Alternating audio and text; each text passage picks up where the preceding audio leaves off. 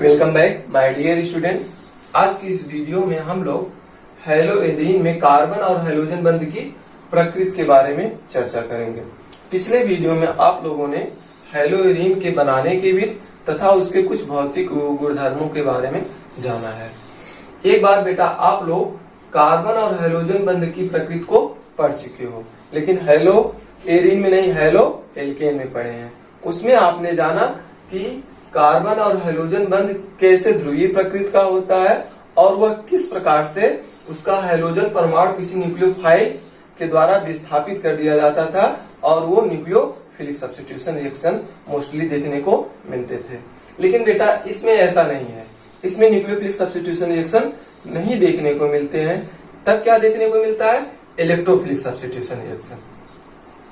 तो हमारे सामने एक क्वेश्चन मार्क बनता है कि हैलोएरीन इलेक्ट्रोफिलिक सब्स्टिट्यूशन रिएक्शन देता है, जबकि हैलोएल्केन में इलेक्ट्रोफिलिक सब्स्टिट्यूशन रिएक्शन नहीं देखने को मिलते हैं। क्यों? अर्थात हैलोएल्केन जो है न्यूक्लियोफिलिक सब्स्टिट्यूशन रिएक्शन देता है, क्यों? इसी चीज को हमें समझना है। तो उसमें से पहला जो पॉइंट आता है आपका रिजोनेंस प्रभाव। रिजोनेंस प्रभाव के कारण ऐसा होता है। अब हम यहाँ पर ये समझेंगे कि रिजोनेंस क्या होता है। रिजोनेंस को आप डिफाइन कर सकते हो, जब किसी भी यौगिक की एक से अधिक संरचनाएं देखी जाती हैं तो वह रिजोनेंस के अंतर्गत आता है। जैसे कि आप देख रहे हो हैलोएरीन में एक से अधिक संरचना, अर्थात इसमें आप 5 संरचनाएं देख रहे हो, अर्थात इनमें जो है रिजोनेंस प्रभाव पाया जा रहा है। रिजोनेंस प्रभाव जो होता है बेटा, किसी भी कंपाउंड में किसी भी एटम पर उपस्थित इलेक्ट्रॉनों के विस्थापन से उत्पन्न होता है। आप इस चीज को समझिएगा कि रिजोनेंस प्रभाव क्यों देखने को मिलते हैं। जब किसी भी कंपाउंड में उपस्थित परमाणुओं के इलेक्ट्रॉनों का विस्थापन एक एटम से दूसरे एटम में होते हैं तो उनके संरचनाओं में विभिन्नताएं देखी जाती हैं जो रिजोनेंस के अंतर्गत आती हैं। अब आइए हम इसमें देखते हैं। यहाँ पर बेटा आप कह सकते, यहाँ पर आप देख रहे हो कि कार्बन और हैलोजन के बीच एक सिंगल बंध है। अब यहाँ पर इस कार्बन अर्थात इस पूरे रिंग की विद्युत ऋणात्मकता हैलोजन से ज्यादा है। क्यों ज्यादा है? क्योंकि यहाँ पर जो कार्बन है, इस कार्बन पर इलेक्ट्रॉन की डेंसिटी कम है और इलेक्ट्रॉन की डेंसिटी कम होने के कारण इस कंडीशन में कार्बन की विद्युत ऋणात्मकता ज्यादा होगी, किससे? हैलोजन से। और जिसकी विद्युत ऋणात्मकता ज्यादा होगी, इलेक्ट्रॉन का विस्थापन उधर की तरफ होगा। तो अब हैलोजन का इलेक्ट्रॉन कार्बन की तरफ होता है और इस तरह से पूरे रिंग में इलेक्ट्रॉन का विस्थापन होता रहता है। यहाँ पर एक बार आर्थो में देखने को मिलेगा, फिर अर्थात आर्थो पर इलेक्ट्रॉन का घनत्व बढ़ेगा, फिर आप पैरा पर देखेंगे, फिर आर्थो पर देखेंगे। इस तरह से ये क्या होता है, इस रिजोनेंस प्रभाव के कारण जो होता है, इस अर्थात हैलोएरीन की स्टेबिलिटी बढ़ जाती है। बढ़ने के कारण यहाँ पर आप देख रहे हो इसके बीच डबल बंध हो जाता है। यहाँ पर संरचना 2, 3 और 4 में आप देख रहे हो कार्बन और हैलोजन के बीच डबल बंध हो जा रहे हैं, जिससे यह बंध मजबूत हो जाता है और मजबूत हो जाने के कारण जो है ये जो है न्यूक्लियोफाइल के द्वारा विस्थापित नहीं होता है। अर्थात ये बंध टूटता नहीं है और न टूटने के कारण जो है ये इलेक्ट्रोफिलिक सब्स्टिट्यूशन रिएक्शन देते हैं। तो जैसे इलेक्ट्रोफाइल में क्या होता है, इलेक्ट्रॉन ऐसा न्यूक्लियोफाइल जिसमें इलेक्ट्रॉन की कमी हो, तब अभी क्या करता है, ये इलेक्ट्रोफाइल वहां इस रिंग के उस पोजीशन पर अटैक करेगा जहां पर इलेक्ट्रॉन की अधिकता होगी। तब इलेक्ट्रोफाइल यहाँ पर ना जा करके अर्थात हैलोजन को विस्थापित ना करके ये उस रिंग में उपस्थित उस पोजीशन पर जाकर जुड़ता है जहां पर इलेक्ट्रॉन का घनत्व ज्यादा होगा। अब एक बार यहाँ पर जुड़ेगा, एक बार यहाँ पर जुड़ेगा, मतलब इस तरह की अपक्रियाएं इसमें देखने को मिलते हैं। अर्थात रासायनिक अपक्रिया के पश्चात आर्थो और पैरा कंपाउंड देखने को मिलते हैं। ये तो रही बात बेटा जो है हैलोएरीन में, ये तो बात रही रिजोनेंस प्रभाव। रिजोनेंस प्रभाव पहला है और दूसरा रीजन क्या है? दूसरा रीजन हम यहाँ पर इसके हाइब्रिडाइजेशन को चेक करते हैं, अर्थात संकरण। संकरण भी एक फैक्टर होता है जिसके कारण बेटा यह इलेक्ट्रोफिलिक सब्स्टिट्यूशन रिएक्शन देता है। क्या कारण है आइए समझते हैं। इसमें क्या है बेटा, जैसे एल्किल हैलाइड को हम ले लेते हैं और एरिल हैलाइड को लेते हैं, तभी समझ में आएगा। एल्किल हैलाइड में कार्बन का हाइब्रिडाइजेशन जो होगा वो sp3 होगा और इसमें जो होगा वो sp2 होगा। और sp2 होने के कारण जो होता है बेटा sp2 जो होता है उसकी हाइब्रिडाइजेशन जो है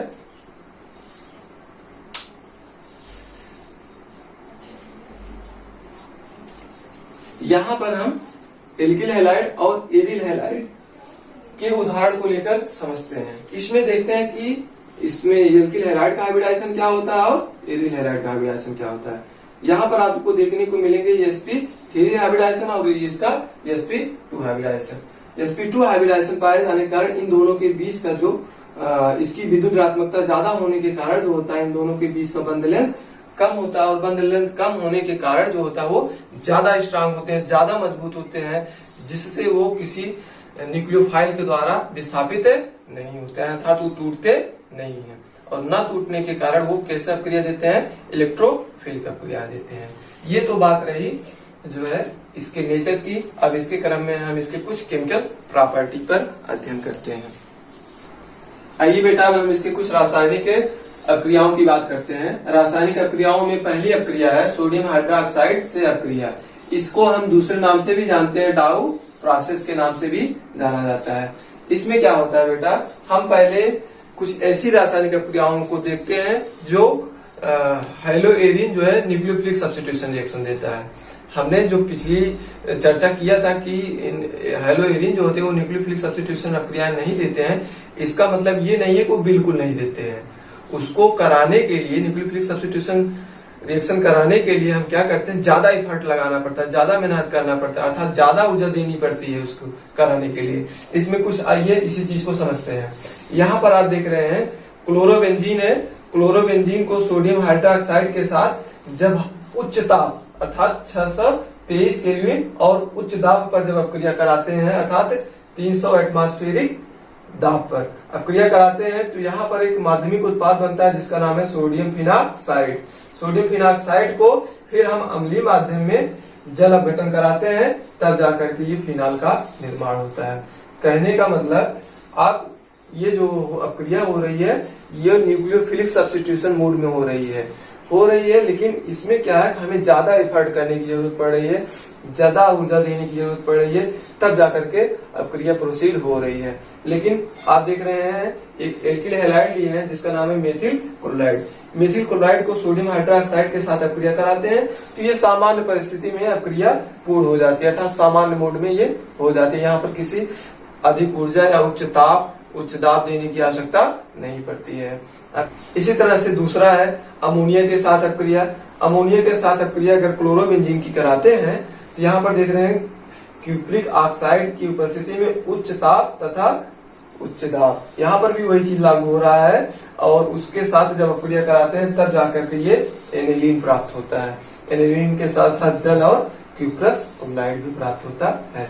ठीक इसी तरह से आपका अगर हम कॉपर साइनाइड के साथ अपक्रिया कराते हैं, कॉपर साइनाइड के साथ अपक्रिया जब कराते हैं क्लोरोबेंजीन का उच्च ताप और पिरिडीन की उपस्थिति में, तब जाकर के ये फेनिल साइनाइड प्राप्त होता है। अर्थात ये भी अपक्रिया न्यूक्लियोफिलिक मोड में हो रहा है, लेकिन यहाँ पर हमें हाई एनर्जी देनी पड़ रही है। अगर यही एल्किल हैलाइड होता, एल्किल हैलाइड ये सामान्य परिस्थिति में अपक्रिया प्रोसीड होता है, जैसे कि आपने पीछे पढ़ा है। इसके बाद अपचयन जब इसका कराते हैं तो उच्च ताप तथा प्रबल क्षार की उपस्थिति में, तो यहाँ पर आपका बेंजीन प्राप्त होता है। अब आइए हम कुछ इसके इलेक्ट्रोफिलिक सब्स्टिट्यूशन रिएक्शन को देखते हैं जो बहुत आसानी से अगले रासायनिक अपक्रिया की बात करें। अगली रासायनिक अपक्रिया जो आपकी है वो इलेक्ट्रोफिलिक सब्स्टिट्यूशन रिएक्शन थी। इसके पहले की जो इतनी भी रासायनिक अपक्रिया आपने देखा वो न्यूक्लियोफिलिक सब्स्टिट्यूशन रिएक्शन थे। उसमें आपने क्या देखा कि उसमें हमें ज्यादा एफर्ट करना पड़ रहा था, अर्थात ज्यादा ऊर्जा देनी पड़ती थी, ज्यादा दाब देना पड़ता था, तब जाकर के रासायनिक अपक्रिया प्रोसीड होता था। ठीक है, इसमें आपका पहला है हैलोजिनेशन। अगर हम हैलोजिनेशन की बात करें, हैलोजिनेशन में आप जानते हो कि हमें जो होता किसी लुईस एसिड उत्प्रेरक की उपस्थिति होना अनिवार्य है। यहाँ पर लुईस एसिड को क्लोरीन के साथ अपक्रिया कराते हैं, तब जाकर के दो प्रकार के उत्पाद प्राप्त होते हैं। एक आपका होता है आर्थोडाइक्लोरोबेंजीन और दूसरा होता है पैराडाइक्लोरोबेंजीन। ये अपक्रिया कैसे होता है इस चीज को थोड़ा सा समझ लेते हैं। जैसे क्लोरीन का एक अणु है या क्लोरीन जो होता है सहसंयोजी बंध द्वारा जुड़ा हुआ है। जब न्यूक्लियोफाइल अर्थात जब लुईस एसिड की उपस्थिति में क्रिया कराते हैं तो यह इलेक्ट्रॉन किसी एक परमाणु की तरफ शिफ्ट हो जाता है और जिससे उस पर माइनस आवेश और उस पर प्लस आवेश आ जाता है। अब यह प्लस आवेश क्या हुआ, इलेक्ट्रोफाइल है, ई प्लस है, और ये न्यूक्लियोफाइल क्या है, ये माइनस आवेश क्या है, न्यूक्लियोफाइल है ना। तो अब बेटा ये क्या करता है, इलेक्ट्रोफाइल जो है वहां पर अटैक करता है जहां पर इलेक्ट्रॉन का घनत्व सबसे ज्यादा होता है। तो आपने रिजोनेंस में देखा था इलेक्ट्रॉन का घनत्व दो पोजीशन पर सबसे ज्यादा होता था, एक आर्थो पर होता है, दूसरा पैरा पर होता है। तो ये इलेक्ट्रोफाइल कहां पर अटैक करेगा, आर्थो और पैरा पर, जिस पोजीशन पर इलेक्ट्रॉन का घनत्व ज्यादा होगा। इस तरह से ये दो प्रकार के उत्पाद देते हैं जिसका नाम है आर्थो डाइक्लोरोबेंजीन और पैरा डाइक्लोरोबेंजीन। ये जो है परसेंटेज कम या ज्यादा हो सकते हैं, लेकिन अगर हम इसकी स्टेबिलिटी की बात करें, स्टेबल में सबसे ज्यादा स्टेबल कंपाउंड ये होगा, अर्थात सबसे ज्यादा मेजर प्रोडक्ट ये होगा और माइनर प्रोडक्ट ये होगा। क्यों, क्योंकि इलेक्ट्रॉन दो क्लोरीन बहुत पास पास हैं ना, ये वाला क्लोरीन इस क्लोरीन के बहुत पास है, जिसके कारण इलेक्ट्रॉन का घनत्व यहाँ पर ज्यादा होने के कारण रिपल्सन होता है। रिपल्सन होने के कारण ये जो होता है कम स्टेबल होगा। और यहाँ पर देखिए ये क्लोरीन पैरा पोजीशन पर है, जिससे बहुत मैक्सिमम दूरी पर, अर्थात ये सममित प्रकार का कंपाउंड बन रहा है और जिसकी वजह से ये ज्यादा स्टेबल होगा और ये ज्यादा प्रोडक्ट बनेगा। कहने का मतलब ये दोनों प्रकार के प्रोडक्ट का निर्माण होता है। ठीक इसी तरह से अगला आपका आता है नाइट्रेशन। नाइट्रेशन क्या होता है, जब किसी कंपाउंड को नाइट्रिक अम्ल के साथ अपक्रिया कराते हैं तो वो नाइट्रेशन कहलाता है। अब जैसे यहाँ पर क्लोरोबेंजीन के साथ नाइट्रिक अम्ल की अपक्रिया H2SO4 अर्थात किसी अम्ल की उपस्थिति में जब कराते हैं दो प्रकार का कंपाउंड बनता है, एक आर्थो बनता है, दूसरा पैरा बनता है। अच्छा इसको देखते हैं ये कैसे टूटता है। टूटने की बात करें यहाँ पर इस तरह से टूटता है, इसको आप तोड़ सकते हो OH माइनस, ये न्यूक्लियोफाइल हो गया, और ये O2 प्लस, ये इलेक्ट्रोफाइल हो गया। अब यह इलेक्ट्रोफाइल आसानी से आकर के आर्थो और पैरा पोजीशन पर जुड़ जाता है, जिससे दो प्रकार के उत्पाद का निर्माण होता है। यहाँ पर आप देख रहे हो बहुत ज्यादा एफर्ट करने की जरूरत नहीं हो रही है, आसानी से रासायनिक क्रियाएं पूर्ण हो रही हैं। अगली अगर हम रासायनिक क्रिया की बात करें जिसका नाम है सल्फोनेशन। सल्फोनेशन का मतलब ये होता है अगर किसी भी कंपाउंड को सल्फ्यूरिक अम्ल के साथ अपक्रिया कराया जाए तो इस प्रकार की जो अपक्रिया होती है वो सल्फोनेशन कहलाती है। अब सल्फोनेशन में आप देख रहे हैं क्लोरोबेंजीन को सल्फ्यूरिक अम्ल के साथ अपक्रिया कराते हैं तो यहाँ पर ये सल्फ्यूरिक अम्ल इस रूप में टूटता है। यहाँ पर आप देखेंगे OH माइनस और SO3H प्लस, ये इलेक्ट्रोफाइल हो गया। अब ये इलेक्ट्रोफाइल आकर के आर्थो और पैरा पोजीशन पर जुड़ जाएगा जहां पर इलेक्ट्रॉन का घनत्व ज्यादा होगा। तो इस तरह से दो प्रकार के कंपाउंड का निर्माण करते हैं जिसका नाम है, एक का नाम बता दे रहे हैं, इसका नाम है पैरा क्लोरोबेंजीन सल्फ्यूरिक एसिड। और यहाँ का जो ये OH माइनस है, यहाँ से एक H निकल करके H2O जल बना लेता है। ठीक वही चीज इसमें भी होता है, यहाँ से हाइड्रोजन विस्थापित होगा, हाइड्रोजन निकलेगा H प्लस के रूप में और ये आकर के इसके साथ जुड़ जाएगा और आपका जल बना लेगा। सारी प्रक्रियाएं आप समझ चुके होंगे। आइए इसी क्रम में अब हम नेमिंग रिएक्शन की बात करते हैं। नेमिंग रिएक्शन में जो पहली आपकी क्रिया है वो ऊर्ज फीटिंग रिएक्शन है। ऊर्ज फीटिंग रिएक्शन की क्या विशेषता है कि इसमें एक कंपाउंड जो होता है वो एरिल हैलाइड होता है और दूसरा कंपाउंड जो होता है वो एल्किल हैलाइड होता है। इन दोनों को सोडियम धातु के साथ शुष्क ईथर की उपस्थिति में जब अपक्रिया कराते हैं तो यहाँ पर आप देख रहे हैं अपक्रिया के फलस्वरूप जो है टालवीन प्राप्त होता है। क्या प्राप्त होता है, टालवीन प्राप्त होता है।